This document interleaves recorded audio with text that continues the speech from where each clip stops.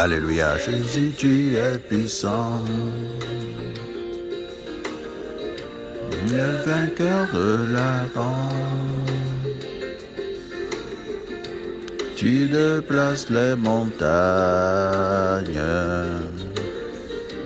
Jésus, tu es puissant. Rakatara boshindara yaba kopo shindara baba shindara baba kororo boshindara bakandara baba baba shindoro rero kotoro boshindara baba oro yodoro boshindara baba baba shindara. Oui Seigneur, ce matin nous déclarons que tu es puissant, nous déclarons que tu es présent, nous déclarons que tu es omnipotent, omniscient. Dans le nom puissant de Jésus-Christ. En ton nom, que tout genou fléchisse, que toute langue confesse que Jésus-Christ est Seigneur, à la gloire de Dieu. Alléluia. Amen. Rababa, nous te bénissons pour ce nouveau jour que tu nous as donné. Ce jour de jeudi 17 mars 2022. Car voici le jour que tu nous as fait afin que nous soyons dans l'allégresse et dans la joie. Merci Seigneur pour la vie. Merci Seigneur pour l'être. Merci Seigneur pour l'avoir. Merci Seigneur pour nos familles. Merci Seigneur pour nos amis. Merci Seigneur pour ce ministère BIM et TV Gagné. Merci Seigneur pour tous les ministères que toi-même tu fondes et que tu développes et que tu élèves et que tu bénis dans le nom puissant de Jésus-Christ de Nazareth. Alléluia. Merci Seigneur. Nous nous confions totalement à toi. Prends toute la place qui te revient, Saint-Esprit. Je me fais tout petit afin que tu me remplisses dans le nom puissant de Jésus-Christ. Car sans toi, je ne suis rien, je ne peux rien. Car sans toi, nous ne pouvons même pas comprendre ce que nous allons discuter sur la parole de Hébreux chapitre 1. Nous avons besoin de toi, Saint-Esprit. Prends toute la place, toute la place, toute la place. Guéris ceux qui sont malades. Enrichis ceux qui sont appauvris. Sauve ceux qui sont perdus. Parababa Shindara, fortifie ceux qui sont fatigués dans le nom puissant de Jésus-Christ. Alléluia. Merci Seigneur. Nous prenons autorité, nous renversons toute hauteur de pensée, hauteur qui s'oppose à la connaissance de Christ et nous amenons toutes nos pensées pour les rendre captives à l'obéissance de Christ dans le nom puissant de Jésus-Christ. Rababab, nous croyons, déclarons que nous marchons sur les serpents, les scorpions, sur toute puissance ennemie et rien que par aucun mal ne pourra nous nuire dans le nom puissant de Jésus-Christ de Nazareth. Rabababa Shindaraba Yabakandarababa Shindorobaba. Au nom puissant de Jésus-Christ. Amen. Amen, amen, amen. Shalom, shalom, shalom. Bien-aimés en Christ et chers amis de BIM TV Gagné, bienvenue. Soyez abondamment bénis en ce jeudi du 17 mars 2022. Nous allons essentiellement partager sur le livre de Hébreux au premier chapitre pour en savoir davantage sur les clés et les secrets révélés dans ce chapitre qui fait partie d'un des 27 livres du Nouveau Testament et qui sont l'essentiel que nous étudions dans ce programme de Bible TV Gagné. Nous sommes les frères serviteurs, frère Orphée et moi-même, vivant aux États-Unis, en collaboration avec nos sœurs Inam, vivant au Togo, et sœur Tania, vivant aussi aux États-Unis. Tous des animateurs de cette équipe du jour qui présente ce programme et sous la haute direction de notre hôte, le Saint-Esprit. Amen, amen, amen. Nous pensons, nous croyons fermement que vous suivez notre programme et que vous avez pris le temps de faire aussi votre travail de maison en allant écouter par l'audio que nous avons envoyé Hébreux 1, en allant même visualiser la vidéo que nous avons passée sur tout le livre de Hébreux pour que vous puissiez vous situer. Et maintenant, en allant aussi faire des recherches en suivant les questions que nous sommes posées. Alors, les deux questions que nous sommes posées aujourd'hui, d'abord, c'est pourquoi et comment Jésus est-il comparé aux anges de Dieu? Deuxième question que nous sommes posées, c'est qu'est-ce que le ministère des anges? Et quels sont donc les témoignages que nous pourrons porter sur les œuvres de ces anges-là dans la vie du croyant, dans la vie des saints? Voilà les deux questions que nous nous sommes posées. Et nous allons commencer déjà à travailler un peu. Alors, je commence par un constat simple. Prenez de l'eau et prenez une boisson, par exemple. Je ne vais pas faire la publicité d'une boisson, mais je prends par exemple, vous prenez la boisson que beaucoup de nous connaissent qui s'appelle le Coca-Cola, par exemple. Entre les deux boissons, laquelle est meilleure des deux? Moi, je n'hésite pas à dire que c'est l'eau, parce que l'eau est naturelle, l'eau est pure, l'eau arrive à satisfaire à toute notre soif. Alors que quand je prends du coca, je peux en prendre autant. Je ne sais même pas ce qu'ils ont mis dedans pour fabriquer. Et je ne suis jamais, euh, ma soif n'est jamais étanchée totalement quand je bois du coca. Vous comprenez? C'est ainsi que se trouve Jésus et les anges.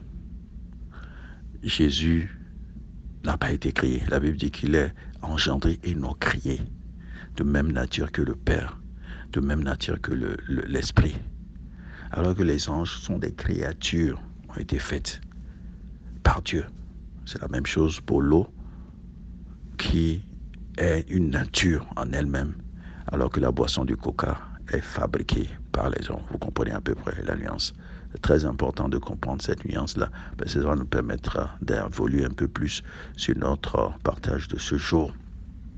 Alors, pour revenir à la première question, nous allons nous retrouver dans le passage du jour, Hébreux chapitre 1. Voici ce qui est écrit à partir du verset 1. Après avoir autrefois, à plusieurs reprises et de plusieurs manières, parlé à nos pères et par les prophètes, Dieu, dans ces derniers temps, nous a parlé par le Fils, qu'il a établi héritier de toutes choses, par lequel il a aussi créé le monde. Et qui, étant le reflet de sa gloire et l'empreinte de sa personne, et soutenant toutes choses par sa parole puissante, a fait la purification des péchés. Il s'est assis à la droite de la majesté divine dans les lieux très hauts, devenu d'autant supérieur aux anges qu'il a hérité d'un nom plus excellent que le leur. Car auquel des anges Dieu a-t-il jamais dit, tu es mon fils, je t'ai engendré aujourd'hui. Et encore, je serai pour lui un père et il sera pour moi un fils. Lorsqu'il introduit de nouveau dans le monde le premier-né, il dit que tous les anges de Dieu l'adorent. Et de plus, il dit des anges, celui qui fait de ses anges des vents et de ses serviteurs une flamme de feu. Mais il a dit au Fils, ton trône, ô Dieu, est éternel. Le sceptre de ton règne est un sceptre d'équité. Amen, amen, amen. Tout cela pour nous signifier la suprématie du Dieu fait homme, de ce qu'on appelle le Fils de l'homme et le Fils de Dieu, comparé même aux créatures puissantes que Dieu a faites, qui sont les anges. Dieu n'a jamais appelé un ange son fils. Non, ce sont des créatures qui sont au service de Dieu. Mais Dieu a appelé Jésus son fils, oui, parce que c'est lui-même, c'est le produit de lui-même qui se revêt du corps humain que toi et moi nous avons. Il faut noter que les anges sont des créatures spirituelles. Mais toi et moi, nous sommes des humains qui ont trois entités, l'esprit, le corps et l'âme. Dieu s'est fait comme toi. Il a son esprit, qui est l'Esprit Saint. Il a son corps, qui est le Christ. Et il a son âme, qui est le Père éternel. Et il est venu habiter parmi nous. Quand nous prenons le livre de Philippiens au chapitre 2, à partir du verset 4, il est écrit ceci, que chacun de nous, au lieu de considérer ses propres intérêts, considère aussi ceux des autres. Ayez en vous des sentiments qui étaient en Jésus-Christ, lequel, étant en forme de Dieu, n'a pas regardé comme une proie à arracher d'être l'égal de Dieu, mais s'est dépouillé lui-même en prenant une forme de serviteur, en devenant semblable aux hommes, et ayant paru comme un simple homme. Il s'est humilié lui-même, se rendant obéissant jusqu'à la mort, même jusqu'à la mort de la croix. C'est pourquoi aussi, Dieu l'a souverainement élevé et lui a donné le nom au-dessus de tout le nom, afin que, qu'au nom de Jésus-Christ, tout genou fléchisse dans les cieux, sur la terre et sous la terre, et que toute langue confesse que Jésus-Christ est Seigneur, à la gloire de Dieu le Père. Amen, amen, amen. Bien-aimés, le pourquoi et le comment de Jésus comparé aux anges se résume tout simplement à ces éléments-là. Les anges sont des créatures et des serviteurs au service de Dieu et au service des saints, ou bien des personnes comme toi et moi qui ont reçu Christ. Et ces anges-là sont des adorateurs. Le cas de Jésus, vous voyez, la Bible nous dit que le tel au matin déjà, il se lève pour aller trouver un endroit désert, ou bien aller sur la montagne, pour avoir une conversation avec lui-même, avec son Dieu, avec son Père. Voyez, et c'était ce moment d'adoration. La Bible nous dit que les vrais adorateurs adorent Dieu en esprit et en vérité. Et Dieu passait ce moment privilégié avec lui-même. Les anges aussi sont appelés à adorer Dieu. La catégorie des anges qui adorent Dieu, c'est ce qu'on appelle les chérubins et les séraphins. Nous n'allons pas aller trop dans les détails, mais déjà dans Genèse 3, verset 24, on en a parlé. Dans Exode 25, verset 18 à 22, on en a parlé. Dans le livre de Nombres 7, verset 89, on en a parlé. Deuxième point, c'est que ces anges sont des créatures serviteurs messagers. Et Dieu nous a révélé le rôle des messagers de l'ange. Et l'ange le plus célèbre qui souvent transporte les messages de Dieu vers les humains et prend nos requêtes de prière vers Dieu s'appelle l'ange Gabriel. Vous vous rappelez bien. Si vous voulez qu'on parle un peu de l'ange Gabriel, brièvement, je pourrais en parler. Il est celui-là, quand on parle de l'ange Gabriel, il est celui-là qui, un moment, me retrouver. Alors, donc, qui est ce messager que Dieu a chargé de plusieurs messages importants de sa part. Il apparaît au moins 3 personnes donc dans la Bible. D'abord au prophète Daniel, qui est dans Daniel 8, verset 16. Ensuite au prêtre Zacharie pour lui annoncer la naissance miraculeuse de Jean-Baptiste. Vous verrez ça dans Luc 1, verset 19. À la Vierge Marie, la mère de Jésus, pour lui dire qu'elle serait enceinte et aurait un fils dans Luc 1, verset 26 à 38. Le nom de Gabriel signifie littéralement Dieu est grand. En tant qu'un ange de message de l'annonciation, c'est lui qui a annoncé que le Sauveur s'appellerait Jésus. Dans Luc 1, verset 31. Nous n'allons pas trop nous éterniser là-dessus. Vous verrez les références que j'ai données et vous pourrez en savoir davantage. Ce que nous pouvons retenir pour conclure, c'est que lors de chacune de ces apparitions, ceux qui ont vu Gabriel ont eu peur. Si bien qu'il y a eu d'abord, lui-même a eu à les réconforter, à les apaiser, à les encourager. Il est possible que Gabriel soit également l'ange apparu à Joseph, quand nous voyons dans Matthieu 1, verset 20.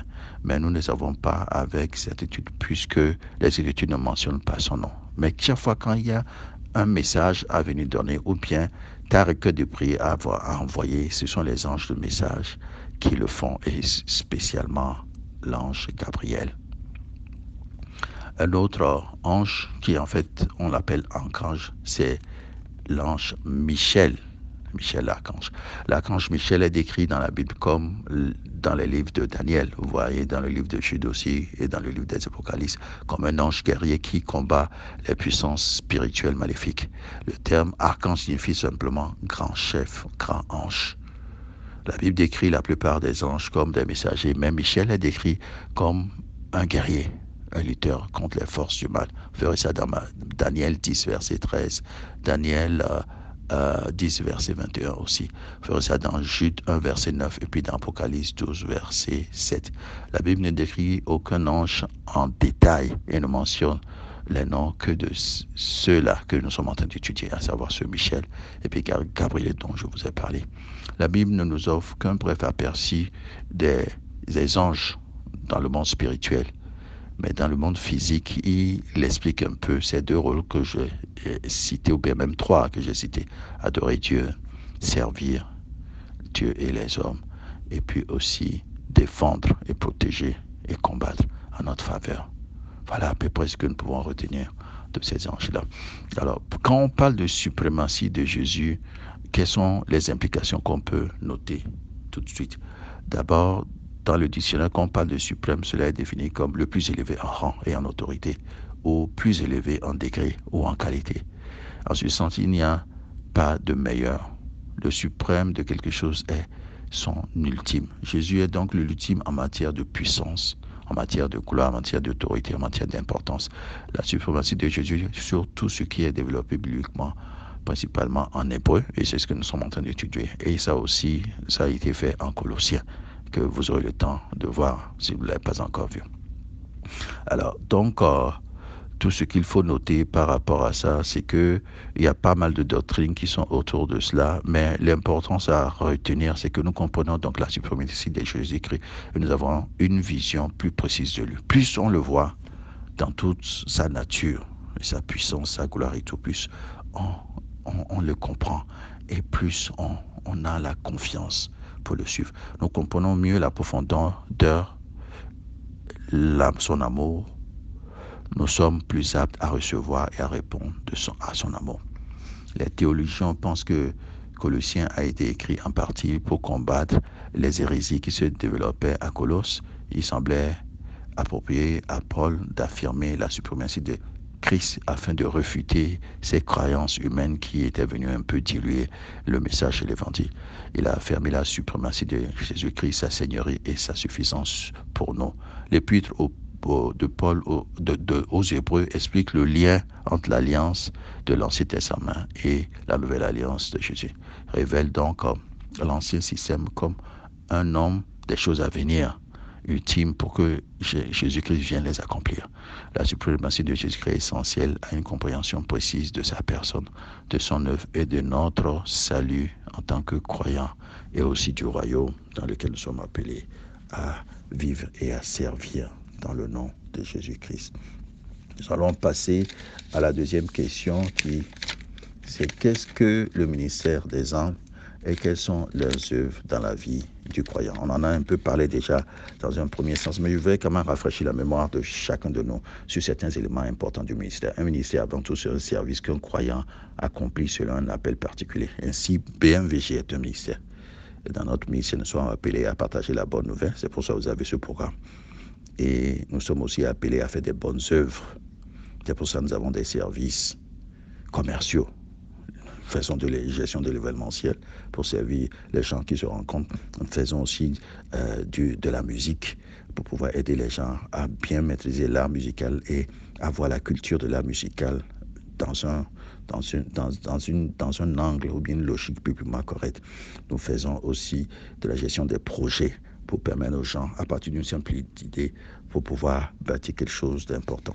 Alors, souvent, quand on a un ministère, il y a des dons qui sont donnés à ceux qui font le ministère. Nous avons 9 dons qui se retrouvent dans 1 Corinthiens 2, versets 8 à 11, dont la sagesse, la connaissance, la foi, la guérison, les miracles, les prophéties, les discernements des esprits, la diversité des langues et l'interprétation des langues.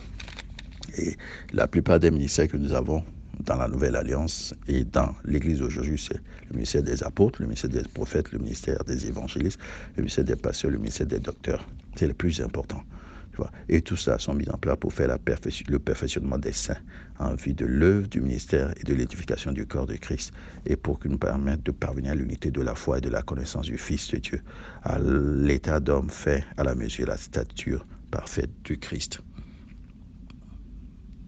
Voilà à peu près ce que je peux dire par rapport à ça. Mais quand vous venez maintenant au niveau des anges, le ministère des anges, ils sont là pour louer Dieu, on en a déjà parlé, pour adorer Dieu, pour se réjouir de ses œuvres, pour servir, pour apparaître devant Dieu, pour être les instruments de jugement. Ils sont aussi là pour apporter des réponses aux prières. Ils sont là pour aider à gagner des âmes à Christ. Ils sont là pour observer l'ordre, l'œuvre et la souffrance des chrétiens et à les aider, à les encourager. Ils sont aussi là pour prendre soin des justes à leur mort. Voilà à peu près les choses les plus importantes qu'il faut noter par rapport justement au ministère des anges parmi nous. Et il y a plein de témoignages. Là, je suis en train de vous parler, il y a des anges qui sont autour de moi, de même qu'il y a des démons. Quand je vais parler de la parole de Dieu, les anges vont prendre cela et vont l'exécuter. Mais quand je vais parler en dehors de la parole de Dieu, c'est là où les démons sont intéressés. Donc, il faut savoir bien parler et parler bibliquement correct. Que Dieu te bénisse, que Dieu nous bénisse dans le nom de Jésus-Christ. Amen, amen, amen. À très bientôt.